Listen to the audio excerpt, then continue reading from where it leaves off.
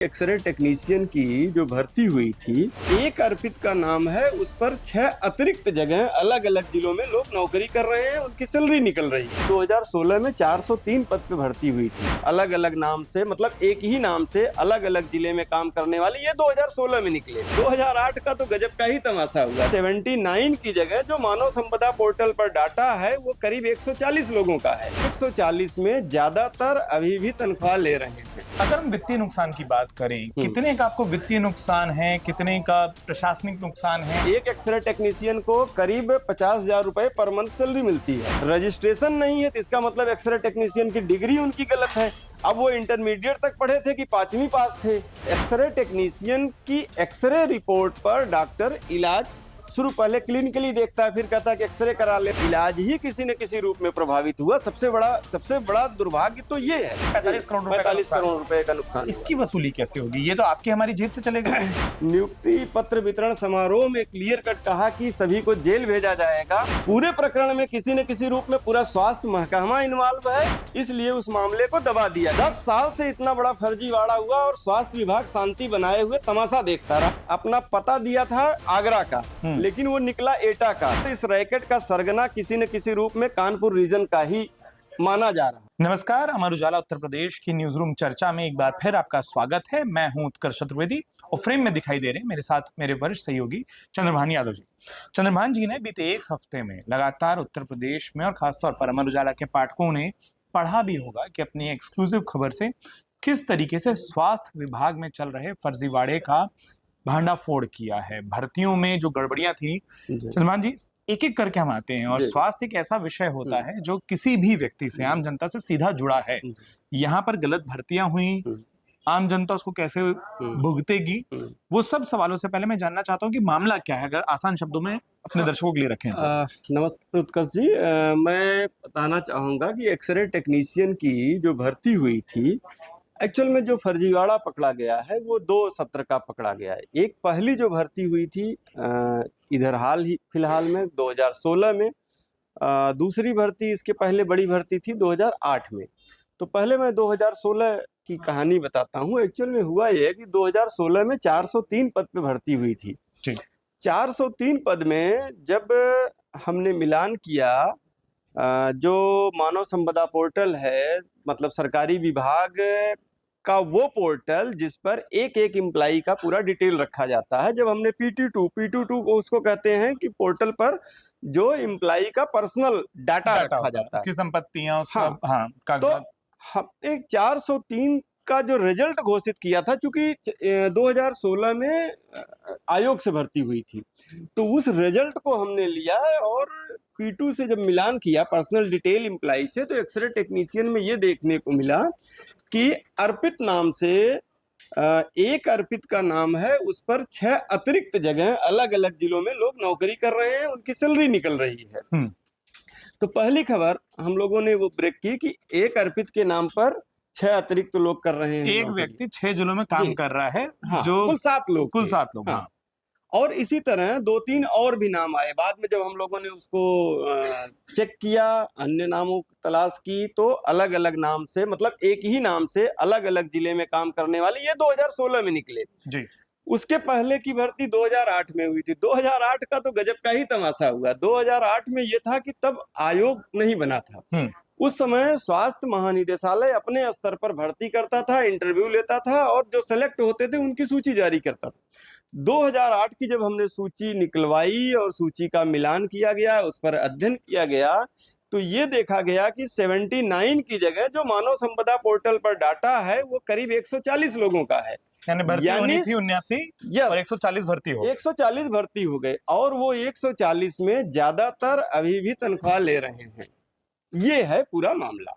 अब जब इस मामले की आपने परतें खोली एक एक करके, अगर हम वित्तीय नुकसान की बात करें, कितने का आपको वित्तीय नुकसान है, कितने का प्रशासनिक नुकसान है? देखिए, दूसरा, कितने सही बच्चों का हक मारा गया चंद्रभान जी, जो ज्यादा बड़ा सवाल है। अब जैसे एक बड़ा सवाल ये है कि मान लीजिए अगर हम लोग 2016 बैच की बात करते हैं, तो 2016 में जब एक व्यक्ति के नाम पे 6 जगह 6 आदमी कर रहे हैं, तो वो 6 तो एक्स्ट्रा हुए, 6 लोगों का हक मारा गया। अगर वो 6 न होते तो शायद मेरिट लो होती, नीचे के लोग उस पे आते। इसी तरह से 79 में जब आप देख रहे हैं 140 लोग हैं, मानी 61 लोग अधिक हैं, तो वो 61 जो रियल में थे, जो उस पद के हकदार थे, किसी न किसी रूप में उनका हक मारा गया।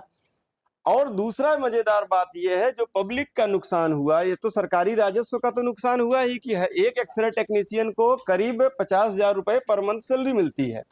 अब पर मंथ के हिसाब से आप देखें तो साल भर की अगर हम बात करें तो 6 लाख रुपए करीब 6 लाख रुपए एक व्यक्ति ने सरकारी राजस्व लिया। जो दूसरा सबसे बड़ा नुकसान होता है, एक्सरे टेक्नीशियन की एक्सरे रिपोर्ट पर डॉक्टर इलाज शुरू पहले क्लिनिकली देखता है, फिर कहता है कि एक्सरे करा ले, तो एक्सरे रिपोर्ट और क्लिनिकली जो उसके समझ में आता है, दोनों का मिलान करके मरीज का इलाज शुरू होता। तो सबसे बड़ा नुकसान तो ये हुआ कि अगर वो पढ़े लिखे नहीं थे, मतलब एक्सरे टेक्नीशियन की ट्रेनिंग नहीं किए थे, ये इससे जस्टिफाई हुआ कि जब हम जो उनका यूपी मेडिकल फैकल्टी जो रजिस्ट्रेशन नंबर देती है, जब रजिस्ट्रेशन नंबर का मिलान किया गया तो ये पता लगा कि इनका रजिस्ट्रेशन ही नहीं है।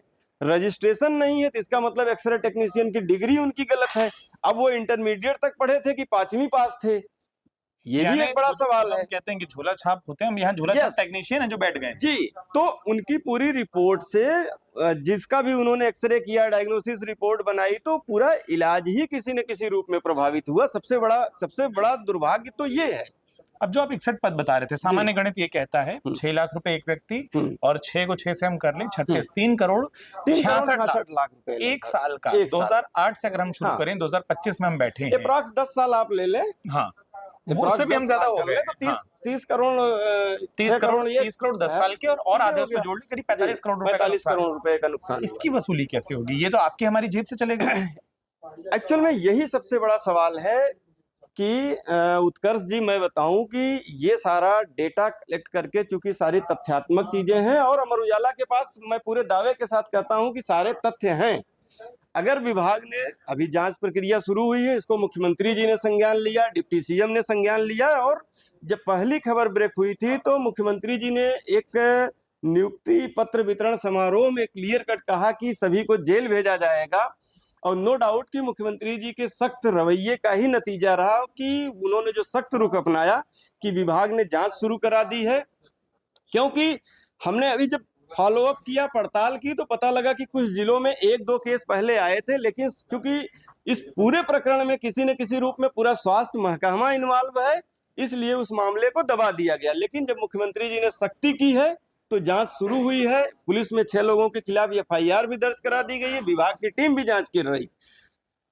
तो उम्मीद है कि वसूली की कार्रवाई, इनको अगर ट्रेस करेंगे तो वसूली की कार्रवाई होगी। लेकिन वसूली महत्वपूर्ण बात नहीं है, महत्वपूर्ण बात यह है कि जिन लोगों 10 साल से इतना बड़ा फर्जीवाड़ा हुआ और स्वास्थ्य विभाग शांति बनाए हुए तमाशा देखता रहा, ये महत्वपूर्ण और बात। आम आदमी जिनकी रिपोर्ट बन गई, उनके उस पूरे इलाज का क्या, उनके उस पूरे स्वास्थ्य का, उनके अपने चिकित्सा का क्या? अब एक सवाल जो मैं अंतिम सवाल चर्चा में पूछना चाहता हूँ, जब आप 2008 बोलते हैं, जब आप 2014 बोलते हैं, क्या ये मामला अपने आप राजनीतिक भी बन जाता है? क्योंकि सरकार के लिए अपने आप को डिफेंड करने का एक तरीका मिल जाता है कि 2017 से पहले की भर्तियां हैं, हम गड़बड़ियां पकड़ रहे हैं। नहीं, सवाल ये नहीं है कि किसके कार्यकाल में भर्ती हुई थी, सवाल ये है कि भर्ती हुई इतने साल तक पकड़ में क्यों नहीं आई।